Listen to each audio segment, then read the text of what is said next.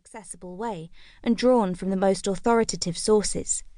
It is for young people and for all of us, parents and grandparents, who now find ourselves having to answer the direct and urgent questions our young people are asking about the health of our world. Warming of the climate system is unequivocal, and since the 1950s, many of the observed changes are unprecedented over decades to millennia. Anthropogenic drivers are extremely likely to have been the dominant cause of the observed warming since the mid-20th century. Fifth Assessment Report, AR5, of the Intergovernmental Panel on Climate Change, IPCC, the leading international organisation for climate change analysis. Chapter 1. My name is Greta. Swap fear for action to save the future. Stockholm, Sweden. It is shortly after breakfast on 20th of August 2018, and Greta is tying her laces and getting ready to leave the house, just like millions of other youngsters. Greta's daily routine is, however, about to change today. She is not going to school, and her world, and ours too, will never be the same. Greta Thunberg was born on 3rd of January 2003. Her mother, Malena, is an opera singer who represented Sweden at the 2009 Eurovision Song Contest, a celebrity and a writer, while her father, Svante, is an actor. The Thunberg family tree boasts another famous Svante, Svante Arrhenius, who won the Nobel Prize for Chemistry in 1903 as the first scientist to examine the links between increasing emissions of carbon dioxide and the rising temperature of the Earth. Studies of global warming, begun in the 1960s, were based on his calculations in physics and chemistry.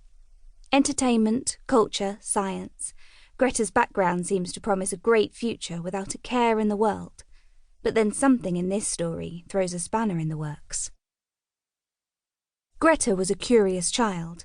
When she turned 8, she began to wonder why her mum and dad were strict about switching off the lights, not wasting water when brushing your teeth, and never throwing food away.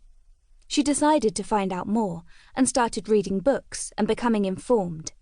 She discovered climate change and its consequences for the health of the planet.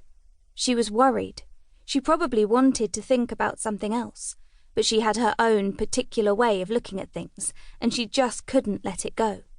If burning fossil fuels was so bad that it threatened our very existence, how could we just continue like before? The scientific bent that runs in the family and the support of her parents helped Greta learn as much as possible. Things started badly. Greta read everything she could find, and the information clogged up in her mind like autumn leaves in a drain. She became depressed at the age of 11, stopped eating, and lost 10 kilograms in 2 months. She stopped speaking. Her parents took her to doctors who diagnosed Asperger's syndrome and selective mutism. Asperger's is a mild form of autism that does not interfere with learning or language, but instead often shows itself in single-minded dedication to the study of individual subjects and a lack of social inhibition in furthering one's own ideas. Selective mutism, on the other hand, is an inability to speak about things or with people if they do not trigger a deep connection. The only moments when Greta's eyes lit up and her words flowed were when she shared her concerns about the future of the planet. What are we doing to save ourselves? To save our children, my grandchildren? Understanding that this was the key to helping her, her parents asked her to explain it to them first and then tell it to others.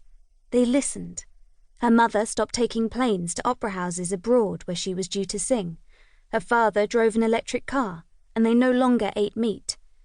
The more Greta realised that she was able to make a difference, the stronger and more powerful she felt. We cannot solve a crisis without treating it as a crisis. We have run out of excuses, and we are running out of time. Instead of going to school on that morning of 20th of August, Greta sat down on the pavement outside Sweden's Riksdag Parliament building. a placard in hand with a few words written on the To keep listening to this audiobook, I've left you a link in the description so you can do it, at no cost thanks to Audible's 30-day free trial.